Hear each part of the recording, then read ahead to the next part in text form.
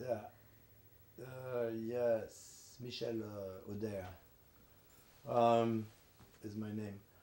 And well, the question is when did I come to America, or like I came like in.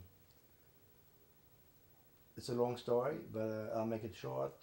I came in actually in 1962 first for like 6 months to work here as an assistant photographer, and then I got kind of like expelled by the U.S. government because I didn't have. I just had a visitor visa and I was working. I got like some work and everything, and then I was drafted in France, and then life went on until '69 when I wanted to come back to the U.S. in some way, and I got some money to make a film called Keeping Busy, and I met Viva and Nico in the street in Paris one night, and I just had the production together to start filming. And I asked Viva, I recognized Viva from the Andy Warhol film, and I said, Viva, Nico, Viva, I want you to be in my film. I had no, I never saw her to be in my film. And she said, "Are we going to a party or something? I want to come." And then the rest is more or less a little his story. We got married and I have a daughter, but then I finished the film in Rome, Italy, and she was called in Hollywood to make a film with Agnes Varda, which I came with her.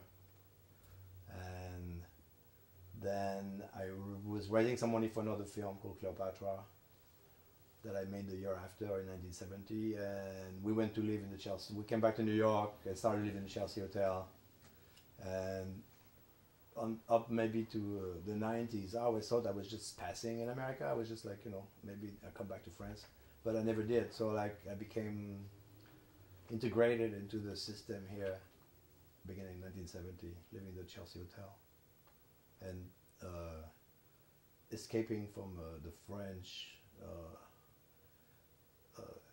kind of like closed-in world of film and art where you could never enter unless you had like real connections or anything. And here America was kind of like really open and beautiful that way. You could really meet like Andy Warhol, John Chamberlain, Harry Smith, John S. Minkus, and I forgot hundreds of other right there in the street or in the bars where we hang around and become friends or not, but it was like an equal level at the meeting.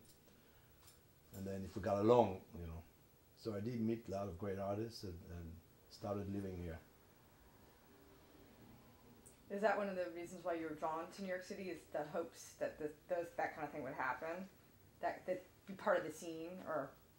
I didn't really know that when I went there. I don't really plan things, but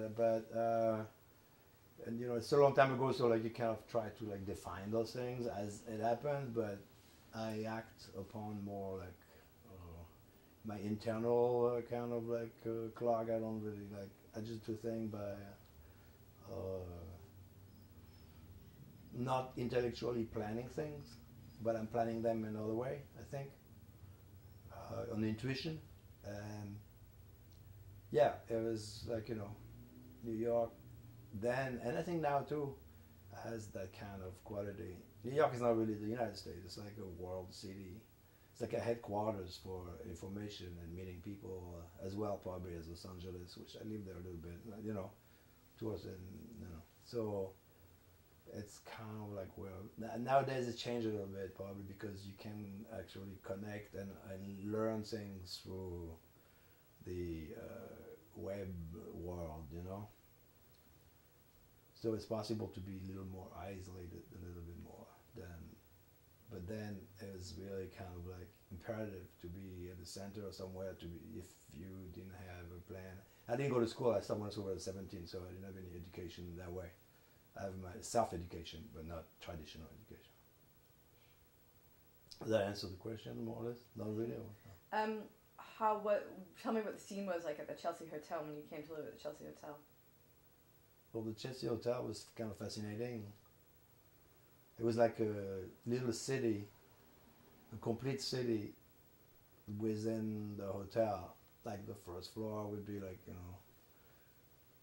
the hookers and the pimps, and then the second floor would be mostly the dealers and, and then the third floor would be like the groupies, like low-end groupies, and mixed with better prostitution. And then the fourth floor start like some musicians that were beginning, and the fifth floor was like a little higher kind of like style with some artists, going up to the 10th floor, which was like, you know, Shirley Clark and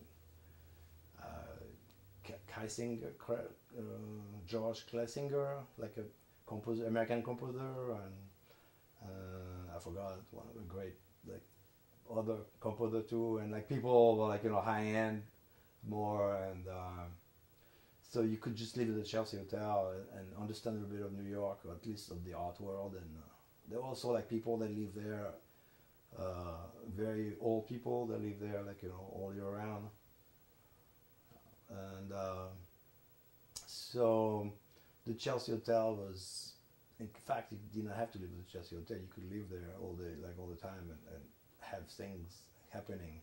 So it was a bit like a small computer, the first computer of the where all the like things were, and then also the owner of the Chelsea Hotel was kind of like, he was kind of understanding the various people who are living there, and like, and so he would be more adapted to live with freaky people and interesting people, creative people. Yeah, the Chelsea was great. Do you remember any specific parties or happenings that happened there where people were coming together, and, you know, anything stand out in your mind that you... Yeah, I think probably we were one of the center. We just didn't have to go anyplace. People would come to my room on the 7th floor, because Viva was the great diva of the 70s. She was, as Andy Warhol called them, a superstar. So there would be a constant flow of visitors if we let them in, and people of the art world and theater world and underworld would be gravitating. So we would be one of the kind of, and I've made video all the time, so I have a lot of video works from that time. I started to, like, you know, a large part of my early work was centered from my room in the Chelsea Hotel, filming characters and people telling the stories, and Viva kind of like variating on life, and then she became pregnant, and the baby and everything. So this all happened in the Chelsea Hotel, and yeah, there's parties, but not that I really think of as like things that were like so extraordinary. I'm sure they were, but like, you know, they're just like usual parties for me at that time. What do you think your influences were? Why did you start just filming your everyday life? And I think I was already doing that before with film. I made film since like 64 or something, and basically I was using 60mm camera, like 3-minute raws, like the Swiss camera or something, and then just making film like this, one after the other, editing it on a little Moviola, and cutting them, and like and then putting a soundtrack, but not on the film, like playing it live or something. I think goes along, and I think the subject matter was the life around me, and I think I made a few films, and there was so many kind of like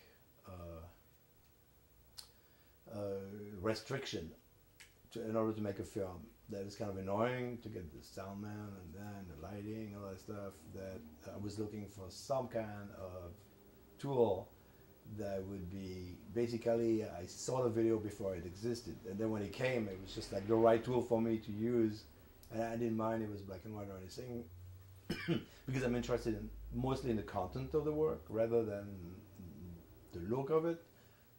Also, the look is great, and I love to make things look beautiful and interesting on the top of that, but the content is what I was looking for. So it became naturally the tool for me to switch from film to video. And then finally video is delivering now almost as much as film in a way that it's made so it has video is reconnected with film now, and then you don't really have to make too much difference between. Film is a film, of course. It doesn't look like a video aesthetically, but we are able now to make film like with like that system, that tool. So it just like it was part of my life, like it just came right at time. So when you say that the content of your films are important to you, tell me about the content of your films. That's a big story. I mean, the content of my films I made many works, and they are, let's say, some kind of description of, if I don't fail, of the generality of lives, using my personal, not my personal life, but my personal surroundings around me. It happens sometimes they're like very famous artists, sometimes they're just like people I know. And I think in my mind that I do not have to use actors or I can't remodel what I'm doing in real life around me and make statements with them as well as Hollywood film would make, or tell the stories or explain what my vision of things. And it may have changed now actually, because everybody has video cameras, and now no one is really kind of ready to give themselves to the video camera anymore, like, because they know the camera is a weapon, and I never use the camera as a weapon against people. I have a lot of stuff that I don't use because I don't want to bring those personal things that has been done in the public. But I think now, because of video reality, and it's been on TV and people have been busted for it, for just like the most example, like the basic stuff that we know, people are changed again, and they don't really want to be filmed. They know that it implicates so many consequences for your life. So I think I've filmed 5,000-6,000 hours of video, and I think now I'm kind of go back to film. That's why I'm making a film, the future now, rather like that traditional. It's not going to be traditional, but using that idea, I will tell maybe I will go now more into fiction, using reality. And I'm less and less I'm interested in filming my surroundings, not because they're not interesting, but because I don't have the carte blanche from the public around me anymore. You have to ask, people ask you, why are you filming and everything. Up to 1995, nobody would ask you anything. They would know I make videotapes, more or less, or I would introduce myself in an environment so people would know that's what I do if I didn't know them, and then they would just get, well, that's what he does, it's okay, whatever. Like, it would be kind of like, and now, and I'm not the only one who said that. I was talking to Jonas Mikas a couple of days ago. He was saying, oh, it's the first time people are asking me where I film. Nobody asks me where I film all the time, like, because that's what he's been doing all his life, like recording, like, people's behavior around him and stuff like this, and making observation and notes on life. So I'm not even, I think it's great, like, very interesting, and I'm looking forward to making a new type of film that I've already started. My first one is about, like, another 6 months will be done. Okay, so let's talk about the atmosphere that you started, when you started filming in the 60s. There was a certain, I think, open atmosphere that maybe, like you're saying, that you don't have. So maybe can you describe that atmosphere, or that sense, that artistic sense when you started filming? Yeah, I don't think it's changed. I don't think, like, it's not. It's also happening now. Like, I mean, it's a lot. Maybe people had another idea. They were maybe more idealistic about being who they wanted to be, and they would express it in a more open way and be interested and create some dialogues under sometimes the influence of drugs or not. And that's why I was interested in Andy Warhol's films at the beginning. I never saw so many people being able to kind of like articulate like what's in their back of their mind and throw it out in some way. Some of them, they had to be intelligent and interesting, because otherwise they wouldn't, like, be interesting me. So yeah, I can't really tell. I mean, there is a difference between then and now, and I can't tell because now I'm not that interested anymore in connect. Like I'm interested in connecting with everybody, but I've become in a way more conservative that way. I just can't deal with like all what's going on outside in the world. So I'm learning it from the person. But I believe there is scenes now that are very interesting and that people are doing interesting things. They're not maybe not the same level, open level than then.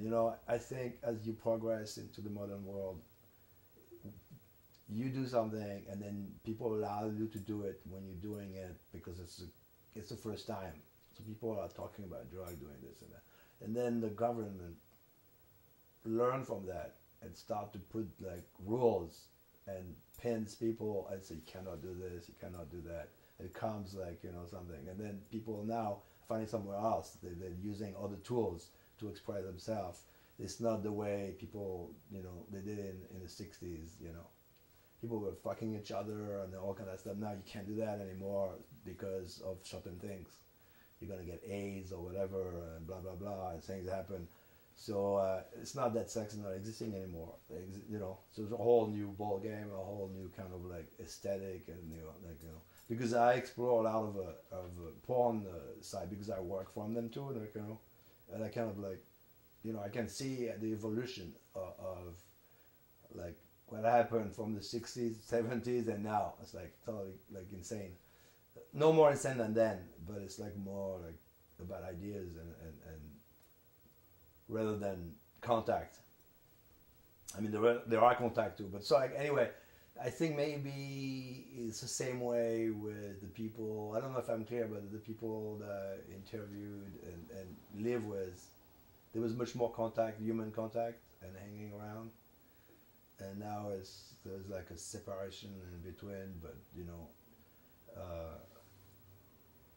that's maybe the way the world is different from then to now. We are more isolated in some way, but not that much. Mentally, we can communicate, but we're more isolated because we have that phone. We can talk to people, so we seem to be more connected, but you can isolate yourself from people much easier, but stay in contact with them. Rather than then, you had to actually go face to face to people, because there was a phone or whatever. You have to write a letter, you have to post it, you have like to you're like some way traveling. There's no phone to contact. There's like access. It's like so you had to get close to like all around things. Rather than here, you can direct your life from your bed with that little machine and still keep conversation and tell people when you want to talk to them and not and that you don't have to answer the mail, but it's that's what's going on. When you were hanging out in the '70s in New York, what clubs did you go to? Did you go to hang out? '70s, I always go to clubs like the same place. I don't like to go to too many places. Then I'm known, and then so when I arrived, the place of choice was Max Kansas City, which was on Park Avenue South, run by the famous Mickey Ruskin, who had like some kind of attraction for artists, and made it better for us to be there. And then there would be like another group of people come to look at the artist, and then a third group that could kind of like understand, and then a third group of people that would come from everywhere just to look at the scene. So I got introduced into that scene, became close to Mickey Ruskin, and then I sat there every time I came out of the Chelsea Hotel. I would go on 17th Street and Park Avenue for years after years. I go there. And maybe I'll go somewhere else, but this is like the place where I hang around, Then I went to live in LA for a while, and live in Topanga Canyon, so it was more like the countryside. We didn't go to club that much. We went, like when people do parties, like Bob Rafelson, the director, was a very close friend, and we hang around his place in Beverly Hills, you know. Uh, it was like a club almost. But then I came back, and Mickey was still there, and then, you know, the Mud Club opened. And then the Mud Club became, you know, the place of choice. It was on White Street, and it opened, I think, in like 78 or something, 79. And I met the owner, Steve Mass, and then they had like, it was like 3 floors, and like this, the third floor was like the VIP, and then we went to stay down in the VIP, and everybody came in downstairs, and they wanted to come to the VIP room, and we hang around there. And that was more like downtown art, like poets and you know, punks and stuff like this scene with some artists, and very close to my loft on 220th West Broadway. So nights after nights, I hanged around at Steve Matt's. Then Studio 54 came, and somehow a lot of the people that got hired at Studio 54 that were the doormen also worked as a doorman for Steve Mass. So I was very welcome at Studio 54 to come in, and then I started to know everybody, and I made Studio 54 my hang around. Let's talk a little bit more about Max's. Tell me about, like, describe what the scene was there, what it looked like, what it felt like, the atmosphere, who was there. I mean, you know, Max's back room is like, there's like 2 or 3 big tables, and only the people that knew could sit there would sit there. So that would include, like, you know, John Chamberlain, Larry Rivers, Andy Warhol, Diva and I. But sometimes at different, you know, but we all kind of communicated, but it's like we had like groups of, you know, and a lot of the, you know, light poems, and a lot of painters from the time that I don't really kind of like remember that much, because I don't see too much this as a historical kind of way. I just hang around with people because I know them, and then I became friends with them and all that stuff. I mean, it was satisfying to be included into the scene because, in fact, you were kind of like well received. Often you didn't have to pay for anything. On the top of that, or you could sign the bill, you know, if you don't have any money. And then Mickey would just kind of like pass it up after a while, like, you know, would go upstairs and say, "What's my bill?" You know, like this. "I can't pay that much." "Okay, whatever." "Yeah, okay, take the money. You know, we'll keep it there." But so that was kind of like a homey, comfortable with like scenes. You know, Jane Fonda would come or whatever, or like I remember Jane Fonda because there was a big scene there with another girl. They were kissing and like dancing at the table. So like that. So it's kind of like a iconic moment. But there was plenty of iconic moments. They were going there upstairs. There was like groups playing, you know, and I'm really into music, but I don't really remember any groups, or I don't really play music that much because it disturbs me in order to edit my videotapes in my studio or change my mood, and I don't want my mood to be changed when I come to my studio and soften me up or make me angry by music. I would rather play my work. So I have a kind of satellite thing about music, but I hear a lot, people play it, they bring it to me, they put it in there. So I don't really remember the groups that I have met, so many of them sitting there. Well, that I was gonna talk about that piece that you did with Philip Glass, or that he did a. Yeah, I used to know Philip Glass because I worked a lot with Christophe Demenil, who is from the Demenil. You know, they created DL, but not Christophe specifically, but there's like 4 or 5 or 6 brothers and sisters, which I know a few of them very closely. And Christophe was the patron to Philip Glass and Bob Wilson. She kind of produced their first play at the I forgot, at the big theater in the 50s when they played Einstein on the Beach, and they went on for 6-7 hours, and we like she would bring. We would just sit there, and she would bring like cheese and wine and everything in a big big basket. We'll like drink wine, each of them, look at the play, smoke some pot, and so I met Philippe Glass, and we go to her home in the Hamptons, in East Hampton. She had a big like mansion on the beach, and guest houses and stuff like this. Philippe Glass would be there, and we hanged around, and one day I was making that work. A friend of mine had dumped me, Denise, who was the wife of Richard Lindner, who is a German-American painter that we don't hear too much about him anymore, but he has works of his like in modern art and everything. Interesting guy. He died, and then she's there. Anyway, we became like lovers for a while, and then she kind of dumped me, and then I made that tape for her, and I brought the videotape to a doorman on Fifth Avenue in Central Park. Then to give it to her, I don't even know if she looked at it because like it wasn't like kind of like there was barely VHS machine around. Like there's a few people, but like so I think she had one, I'm sure. But anyway, I asked Philip if I could use, that music, and he gave me the authorization, and that's how it happened.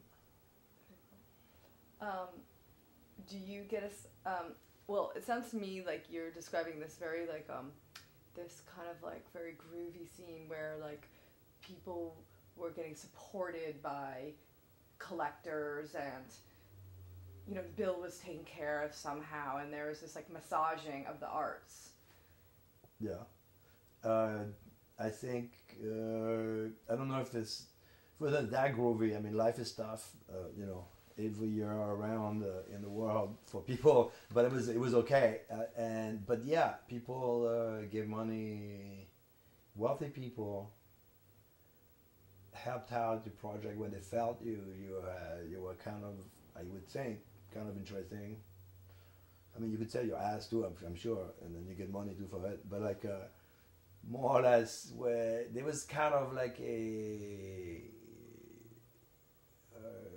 Renaissance type of support to creative people that has gone away totally now. That was then. People were you're around, you meet them, you went to dinner, and they could see you were like doing something, and they would like, and pay your rent, which happened to me all the time then. And yeah, money would drop in. My second movie, my first film, Keeping Busy, is made just from that money. People gave money and didn't ask anything in return. And just their name or something like this on there and everything. So yeah, and I probably owe like $10,000 then of rent, back rent to the Chelsea Hotel. And what's his name? Forgot the Chelsea Hotel man, big man. Never asked for them. I mean, he asked for the money and whining for a long time, but then he just dropped it. Because it's just like, and Mickey Roskian, and I mean, it can count people have like, they were making money on one way and everything, and they gave some, we made the scene too, like, we brought a lot of people there, and so on, and stuff like that. So, in a way, it's a good exchange, of situations. But yeah, it's not happening. But I'm not really looking for like this anymore anyway. So maybe it's happening, but I don't think so. People complain about that all the time. It doesn't work. It's all about business. The museums are business. They have to like sell certain number of entries to them now. They're spending more and more money to build things and everything. So it has changed. I can hear that. I can hear the ding, the melody of that from a lot of people of my generation, and maybe we're just I don't know. I'm not even complaining about it. I couldn't even, like, I'm not I know that it doesn't work, and I'm not interested in getting money that way from people to like to participate into something just for the hell of it. But there's still a lot of generous people around. It's just another system. Do you have some sort of idea? Did you have some sort of feeling when that kind of shifted?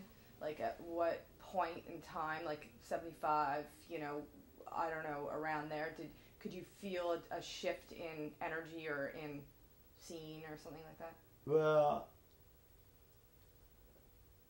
I think my life changed ahead of it, so I kind of like made the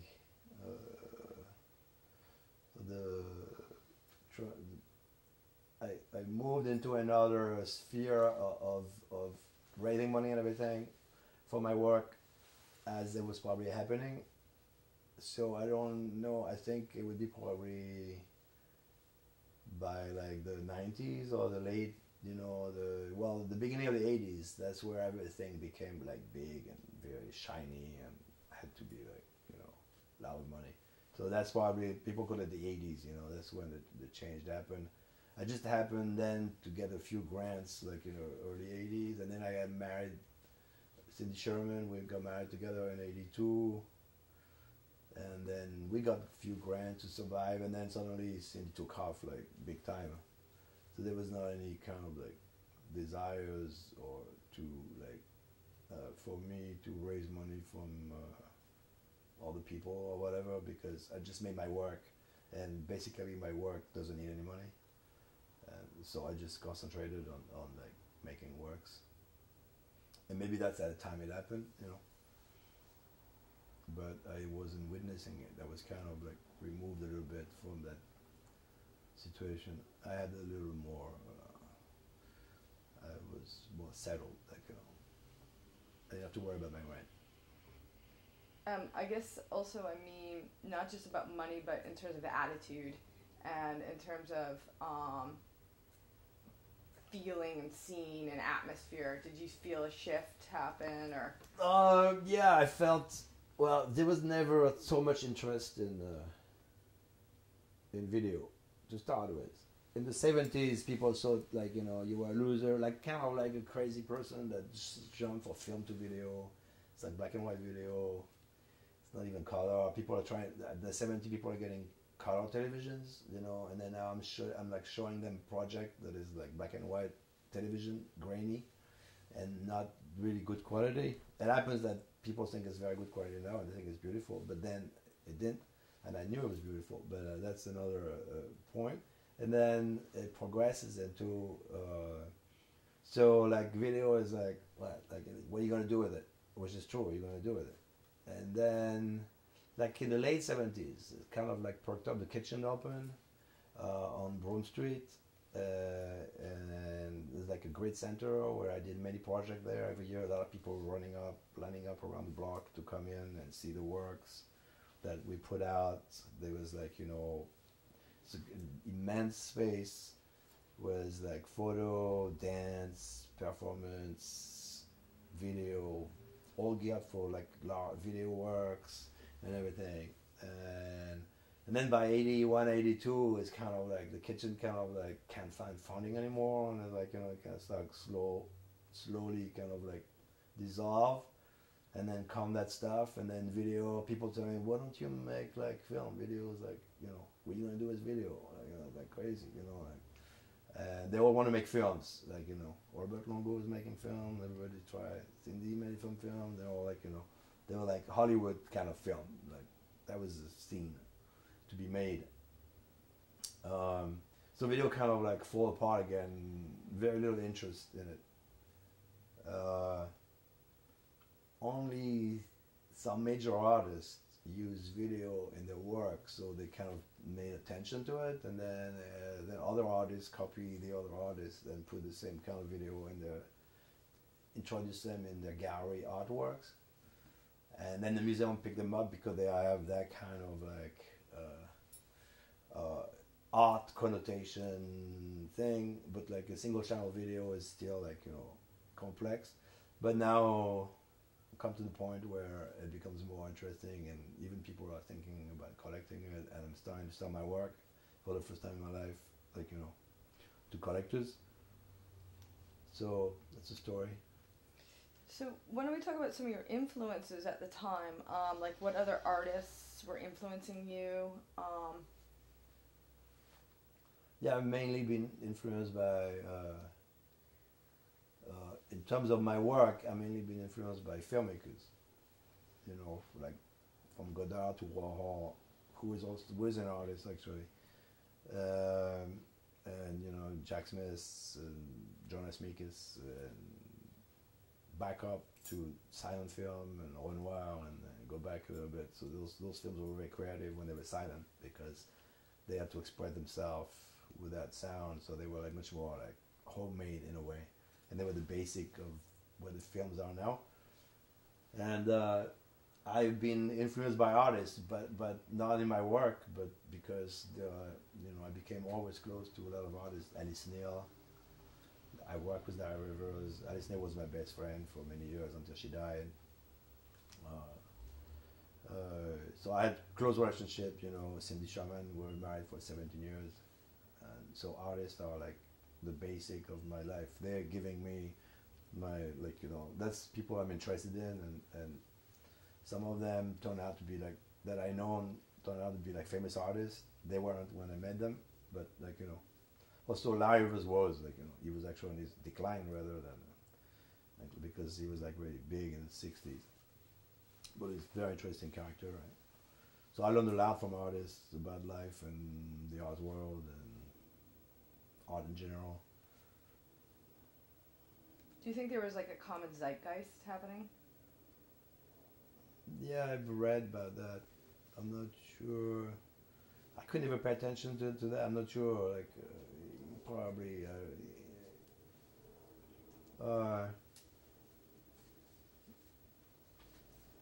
Yeah, I mean, I'm more to the, you know, like, I don't think people change that much. They still go to war. Even like, you know, it was Vietnam, then it stopped. Now we're back down there in Iraq. We should know better not to start a war, like to wait until the last second, but no, we just move in. It's like the same story over and over again, and it's interesting, but I agree. I give a lot of. I think life is as interesting now as it was then. Just, you know, I don't see too much difference. Like exterior, like the exterior life is different, like, and our habits have changed. We have to adapt. Okay, but like inside people is the same people. We're just kind of inundated with technology, and we ask for it, and we get it. Like, you know, I didn't want to use a cell phone. I used to think it was stupid. If I don't have my cell phone now, I think I'm done. Like, you know, I gotta go back around 40 miles because I forgot my cell phone at home. You know, I'm just not gonna let it there for 5 days. It's just too much too annoying. You know, like